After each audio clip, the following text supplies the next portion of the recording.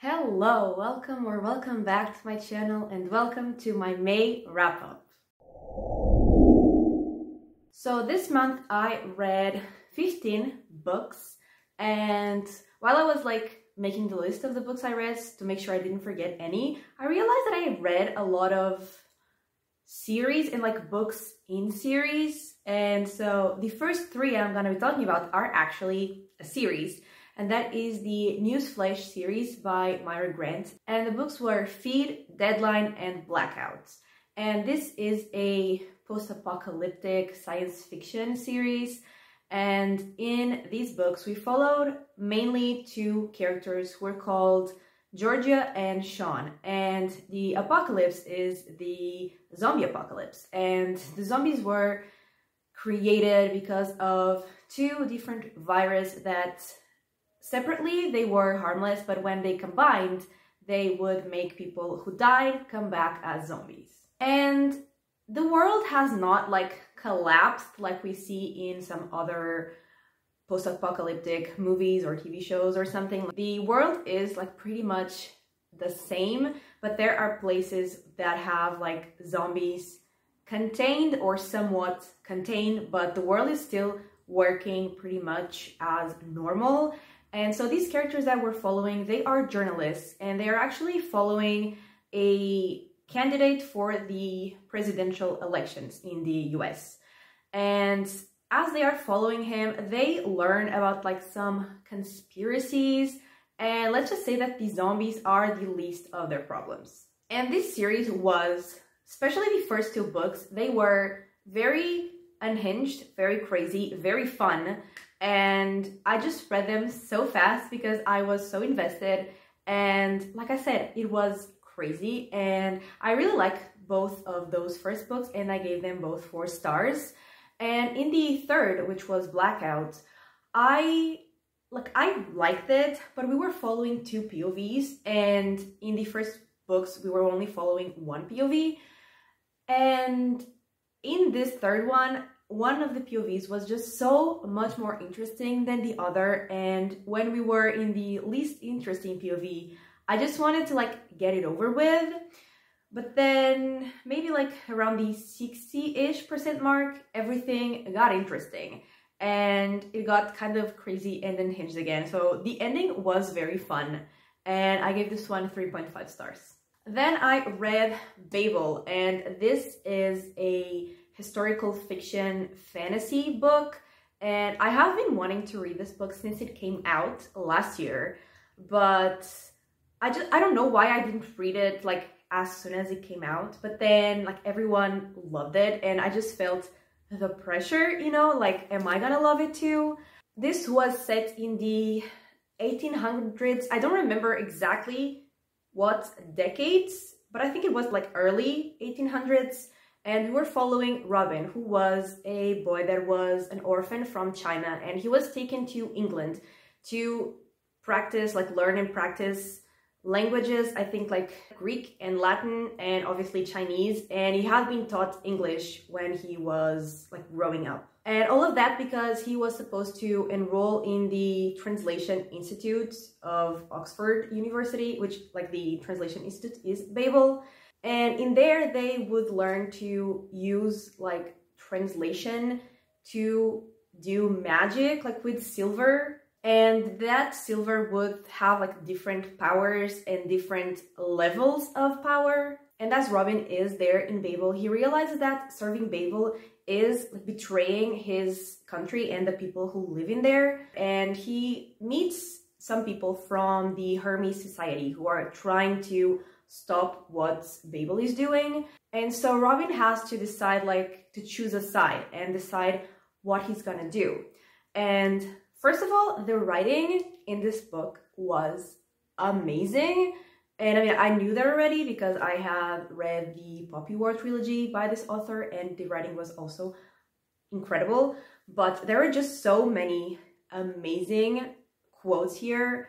All my pink tabs are just amazing writing. And I mean, the writing is amazing in the entire book, but I couldn't just tab every single page, you know what I mean? And even when they were just talking about translation, which I have never really cared about in my life, I was still like invested when they were just like in their translation classes. And I loved Robin so much. And it was definitely as amazing and emotional as everyone says. But I am not giving it 5 stars because it is a very slow moving book, which I knew going into it, but I just like more fast paced stories. So I'm not giving it 5 stars, but I absolutely loved it and I am giving it 4.5. Then I read books in another series and they were Caliban's War, Gods of Risk, and Drive. And those last 2 were novellas. And this was book 2 in the Expanse series, which is a science fiction series. And so in this one, there is a young girl at the beginning of the book that has a immune disease that is taken by a doctor. And then we learn that other kids with the same condition have been taken by a doctor and taken somewhere, and no one really knows where they are or like why they were taken. And also there was some sort of weird creature that they call a super soldier that slaughtered a bunch of Martian Marines. And the tensions between Earth and Mars are still very high, like they were in the first book, because I forgot to say, but this is set in obviously the future where there are people living in like almost every single like planet and moon and everything. And so the tensions are very high between Earth and Mars, and there is like a war about to start. And there is also a connection to what happened in book 1 that I won't spoil. And this was very fun, and I continued to love the main characters that we met in book 1 and were also in here. And the plot was super interesting and all the action and fight scenes were amazing, but I just felt like the pacing was a little bit off. I think it was a little bit too slow for me, but when we got to the end, it was absolutely insane. And the very last thing that happened, I am still very intrigued and confused how that's possible. And I mean, I need to read the next book to find out, but it was definitely insane. And I gave this 4 stars. And then Gods of Risk was the novella after, so like book 2.5. And in that one, we followed the nephew of a character we met in Caliban's War. And he is dealing with a drug dealer. He's having like some problems with the drug dealer. And he also has a friend that is in trouble, and we basically see him navigating that. And it was fun. I was actually like invested in his story, but it was like nothing that blew my mind. And I gave that one 3 stars. And then Drive was set, I think, 200 years before like the main story. I could be wrong, but like a few centuries. And it was about the invention of like something very important that allows that world to be the way it is. And although I did find that interesting, like learning how that was invented, it was also very much about the life of the man who invented it and like his relationships and just, you know, his life in general. And I didn't really care about that part, so I gave the one 2.5 stars. Then I read On Harrow Hill, and that is book 7 in the Dave Gurney series, which is a like crime mystery detective series. And in this one, we obviously follow Dave Gurney, and he is a retired detective, but he always goes back to investigate whatever case he's asked to participate in. And in this specific book, he is called by an ex-partner to help with the case that he's working on. And so the case is basically there was a man that was killed, and there is actually like a lot of evidence at the crime scene. There is blood and there are fingerprints, I'm pretty sure, but they all point to someone who's also dead. So that's a problem. And the beginning of this book especially was like crazy in a good way, but then I feel like it lost momentum a little bit towards the middle section. And I mean, my favorite character of this series was barely in the book. He was just like in the last few chapters, which definitely contributed to me not loving it. But I mean, it was still fun. It was a fun investigation, and I did figure out like the plot twist, but I don't really mind because like I don't mind when there are some clues that lead there that make me guess. When it just comes out of nowhere, that's when it bothers me. So that was not a problem. And like I said, it was a fun mystery, and I gave this one 3.5 stars. Then I read New Spring, which is the prequel of the Wheel of Time series, which is an epic fantasy series that has 14 books, and I read all 14 of them, and I had just the prequel left. And this is set 20-ish years before the beginning of the main story, and we follow Moiraine and Lan, especially Moiraine, and we see her as she becomes an Aes Sedai and as she basically realizes and more or less chooses what her purpose as an Aes Sedai is gonna be. And we obviously get Moiraine and Lan meeting, which was like everything I knew about the book before going into it. And I mean, this book was exactly what I expected, which was not like a plot-heavy, very fast-moving book, but instead just a book to get to know these characters better. And I mean, we basically just got to know Moiraine and Siwan better because we barely really saw Lan. It was just more towards the end. But I mean, I love Moiraine anyway, like more than anyone else. So I didn't really mind that.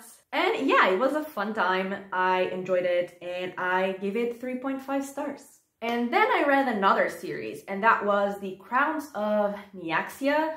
And the books were The Serpent and the Wings of Night, 6 Scorched Roses, and The Ashes and the Star-Cursed King. I think that is the first time ever I've managed to say all these titles. And this is a fantasy series where we have like vampires and a competition that is sort of like the Hunger Games.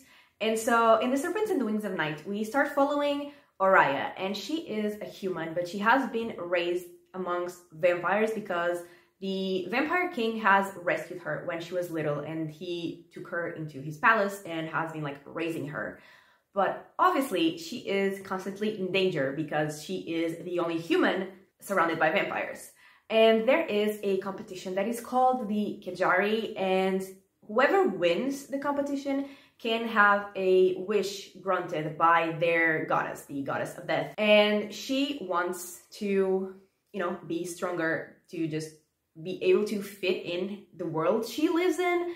And so she decides to enter the competition. And in there, she has to align with some people because there's actually like one phase where you do need allies. And so she gets 2 allies who are Rain and Mish. And this is a fantasy romance, and I don't read romance, but I do read a lot of fantasy, so I thought it was, you know, worth the try.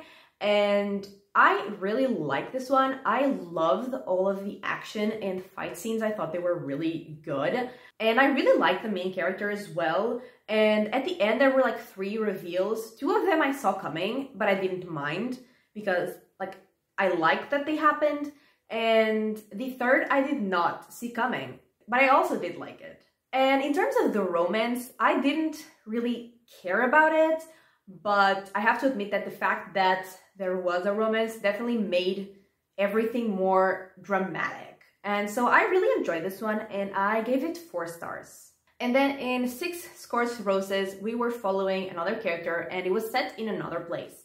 And so we were following Lilith, who was also a human. And there was a plague in the town that she lived in. And most people did get sick with the plague, and most of them died. Like everyone that got sick did die. And she was trying to find a cure for that plague. And so she thinks that maybe the blood of a vampire who lives like out on the outside of the town could help. And so she makes a deal with him, and he will give her his blood. And in exchange, she will give him a rose every time she gets the blood. And she says that they are like magical, special roses, even though we don't learn until the end like why they are special. And this one was a novella, so it was like pretty short, but I was very invested in Lilith's story, and I love Lilith so much, and I really like connected to her, and so I was so invested. And once again, like, didn't really care about the romance. I feel like it was rushed, but also this was a novella, but also I don't read or like romance, so I'm not really the best judge of any sort of romance. But overall, I really, really like this one as well, and I gave it 4 stars. And then The Ashes and the Star-Cursed King, that's where everything like fell apart for me. And you know, mainly the problem was that I feel like nothing was happening and I was just bored the whole book. And I feel like it also like destroyed what I did like from book 1, because I felt like the characters were acting not how they should, like knowing what I knew of them from book 1, they weren't acting the way I expected them to. And I started to hate the romance, and like I said, I was just bored. There was nothing really happening. Even like the fights at the end of the book was so underwhelming, and so I was just either bored or angry throughout this whole book, which was not a fun experience. So I give this one 2 stars. Then I read City of Lost Souls, which is book 5 in the Mortal Instruments series. And this was a buddy read with a friend. We are reading the series together. And I'm obviously not going to be talking about the plot because this is the 5th book in the series, but I will say that I continue to think that it should have ended after the 3rd book, because like, what are we even doing? And just like the previous book I talked about, I was just so bored while reading this book. And actually I was like reading both of these books at the same time, so I was not having fun in either of them. And yeah, again, I feel like nothing was happening in this book, and the little things that were happening were about Jace, and I just don't care about Jace, and I just don't really like him. So, you know, there was nothing happening, and the little thing that was happening I didn't care about. And I mean, at the end, I do have to say, like, the last maybe 20% of the book was exciting. I was actually like interested and it was fun. So the ending kind of saved it a little bit, and I gave this one 2.5 stars. Then I read Little Heaven, and this was a horror book, and we had 2 timelines. We had the past that was in 1965, and then a present that was in 1980. And we were following 3 characters, and they actually met because 2 of them had been hired to kill the other one, but then they all got in trouble together, and so they were all like running away from the law together. And while they were running, they met a woman who was looking for her nephew, and she wanted to find her nephew because he had been taken to Little Heaven, which is a cult that is like set in the middle of the woods. And so they all go there to look for the kid, and they do find the cult, but they also find something creepy and scary in the woods, like some sort of creature that was described in the prologue. And let me tell you that the prologue was actually the creepiest part of the book to me. Like, the description of that creature, that was creepy. And so we get to see how they like confront that creature, both in the past and the present, because it like comes back to haunt them, kind of thing. And I mean, there were a few creepy, disgusting scenes, but overall I just don't think like this was my type of horror. And so like, it was okay. I didn't dislike it, but I also wasn't like creeped out really. I didn't feel uncomfortable like I want to when I'm reading a horror book. So it was just okay for me, and I gave it 3 stars. And then the final book I read was also a horror book, and it was called Violet. And in this one, we were following Chris and her daughter Sadie. And at the beginning of the book, Chris's husband dies in a car accident. So she and her daughter go spend a few months in the house where Chris used to go during the summers when she was a kid. And there is something like weird going on around the house. They see like some weird people, and they also see, I mean, strange things are happening inside the house that they can't really explain. And then Chris learns that some bad things have been happening to young girls around her daughter's age, like in that town, which she is obviously very concerned about. And until the like 40% mark, nothing was really happening like in terms of scary, creepy things. But then after the 40% mark, it definitely got creepy. And this one was my type of horror. Because like once it escalated, I was very excited, and like I did feel a little, just slightly, but I did feel uncomfortable, and I did really like that. And I also did really like my interpretation of the ending, because it was not like fully closed, so I guess you could interpret in the way you want it. And I am very particular, like I have a very specific horror ending that I like, and since I could like decide that this one ended the way I wanted it to end, I also really like the ending. And so yeah, this one was just a lot more my kind of horror, and I gave this one 4 stars. And so that is it. Those were the 15 books I read in May, and this is the end of this video. Thank you so much for watching. I really hope that you have enjoyed it, and if you did, give it a like and subscribe, and I will talk to you next time. Bye!